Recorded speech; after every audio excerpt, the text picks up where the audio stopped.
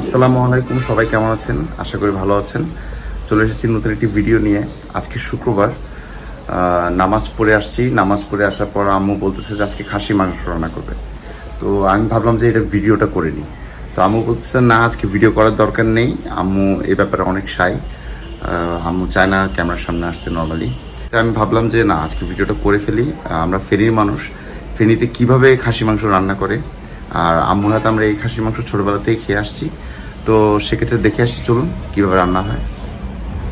খাসি মাংস রান্না করার জন্য আম্মু সব কিছু গুছাই ফেলছে অলরেডি, আমি সহ হেল্প করছি। তো সেক্ষেত্রে কী কী লাগতেছে আপনাকে বলি। এটা হচ্ছে জয়ত্রী, তারপরে স্টার মশলা, এলাচ, দারচিনি, তারপরে তেজপাতা, কালো এলাচ, গোলমরিচ, তারপরে জিরার পাউডার 2 চা চামচ, মরিচ, লাল মরিচ 2 চা চামচ, হলুদ 2 চা চামচ, খাসির মাংসের মশলা 1 চা চামচ, তারপর আদা 1 টেবিল চামচ, এখানে বেরেস্তা করা আছে পেঁয়াজের, তারপরে নর্মাল কাঁচা পেঁয়াজ। খাসি মাংস নিয়েছি এখানে 1 কেজির মতো, আর রসুন বাটা। তো এখন আম্মু প্রসেসিং স্টার্ট করবে। তো তাড়াতাড়ি সিদ্ধ হওয়ার জন্য আমরা প্রেসার কুকার ইউজ করতেছি আম্মু। আর এটা হচ্ছে আমার খুব ফেভারিট একটা প্রেসার কুকার, অনেক ছোট। এটা আমি যখন হোস্টেলে ছিলাম ভার্সিটি লাইফে, তখন আম্মু আমাকে কিনে দিয়েছিল।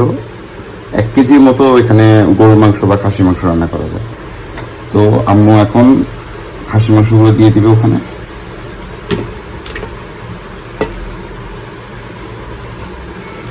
এরপর পরিমাণ মতো লবণ,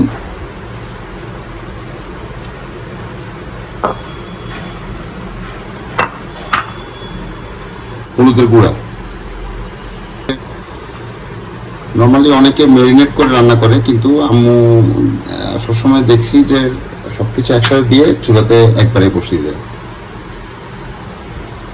এখন জিরার পাউডার, তারপরে এটা হচ্ছে মাংসের মশলা, খাসির মাংসের মশলা, রাঁধুনি।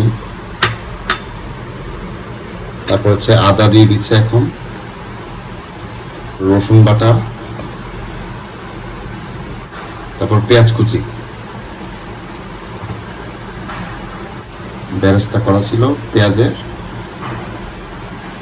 আমরা গরম মশলাগুলো দিয়ে দিবে এখানে একে একে। জয়ত্রী, স্টার সবগুলো একসাথে দিয়ে দাও,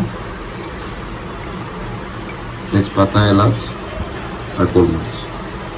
দ্যাটস ইট। এই হচ্ছে এখন মাংসের বর্তমান অবস্থা। তখন আমি কি করবা, তেল দিয়ে দিবা।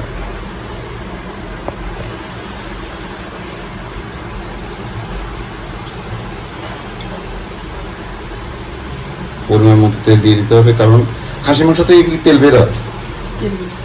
হ্যাঁ, খাসি মাংস থেকে তেল বেরোয়, সেক্ষেত্রে তেল একটু কম দিলেও হয়। আমি এখানে ম্যারিনেট করে নিচ্ছি ফার্স্টে।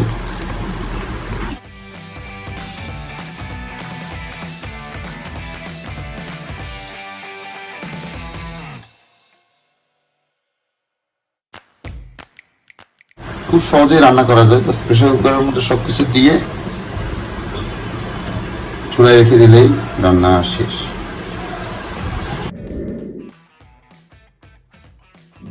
মধ্যে বসিয়ে দিলাম।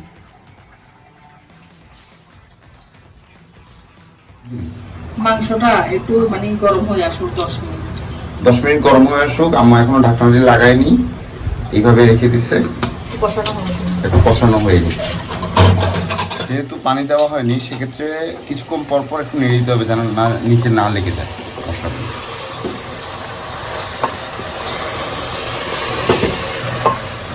একটু কষানো হয়ে গেলে 5-10 মিনিট পরে আমরা গরম পানি দিয়ে দিব। আম্মু টেস্ট বাড়ানোর জন্য আর কয়েকটা জিনিস অ্যাড করবে এখানে। টক দই, এটা ঘরে বানানো টক দই, দুধের সাথে লেবু দিয়ে একটু মিক্স করে নিলে টক দই হয়ে যায়।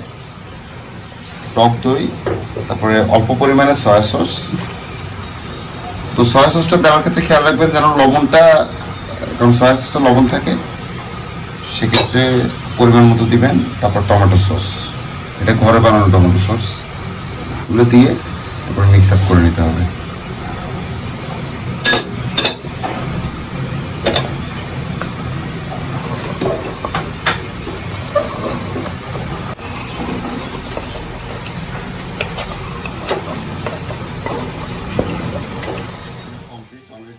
এখন গরম পানি দেওয়া হবে, আপনারা গরম পানি ইউজ করবেন সেক্ষেত্রে।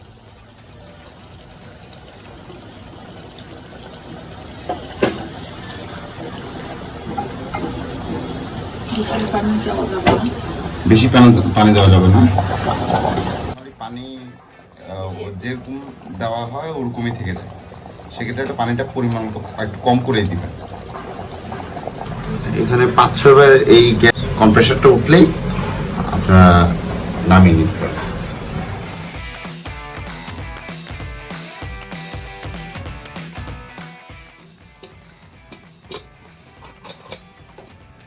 রান্না শেষ, দেখুন কি সুন্দর একটা কালার আসছে।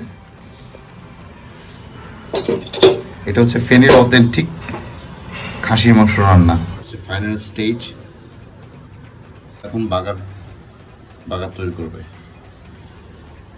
খাসি মাংসের সাথে বাগার দিতেই হয়, এটা পোস্ট আইটেম অ্যাকচুয়ালি। এখন বাগার দেওয়ার পালা।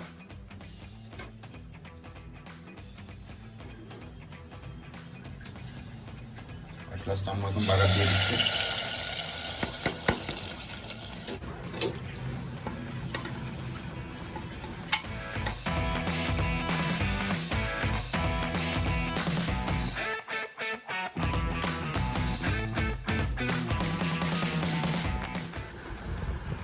দেখতে পাচ্ছেন কি পরিমাণ নরম হয়েছে, জাস্ট হাত দেওয়ার সাথে সাথে খুলে যাচ্ছে। আমার হাতের এই রান্নাটা আমার খুব ফেভারিট। একদম চম্পেশ খাওয়া দাওয়া হয়েছে, খুব জোস হয়েছে রান্নাটা অ্যাকচুয়ালি। মানে আপনারা চাইলে এই রেসিপিটি ট্রাই করতে পারবেন বাসায়, এবং আমাদেরকে কমেন্ট বক্সে অবশ্যই জানাবেন কেমন হয়েছে। আর সামনে আরও নতুন নতুন রেসিপি নিয়ে আমরা আসবো সামনে। আপনারা অবশ্যই আমার চ্যানেলটি এখনই সাবস্ক্রাইব করে ফেলুন। ভালো থাকবেন সবাই, আল্লাহ হাফিজ।